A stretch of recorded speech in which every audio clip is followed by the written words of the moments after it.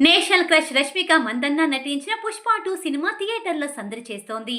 ఈ నేపథ్యంలో హీరో విజయ్ దేవరకొండ ఫ్యామిలీతో కలిసి రష్మిక గురువారం పుష్ప 2 మూవీని హైదరాబాద్లో చూసింది. ప్రస్తుతం ఇందుకు సంబంధించిన ఫోటోస్, వీడియోలు సోషల్ మీడియాలో తెగ వైరల్ అవుతున్నాయి. ఈ ఫోటోలో రష్మిక మందన్నతో పాటు విజయ్ దేవరకొండ తల్లి మాధవి, సోదరుడు ఆనంద్ దేవరకొండ ఉన్నారు. అయితే విజయ్ మాత్రం కనిపించలేదు. దాంతో విజయ్ రష్మిక మధ్య నడుస్తున్న సీక్రెట్ ప్రేమ ప్రచారం నిజమనేలా ఉంది. అంతేకాదు Vijay Deverakonda rowdy band T shirt ను రష్మిక ధరించింది. ఇది వారి మధ్య ఉన్న సంబంధంపై మరింత బలాన్ని ఇస్తోంది. ఇందులో రష్మిక మెరూన్ స్వెట్ షర్ట్ లో తెగ జోష్లో కనిపిస్తోంది.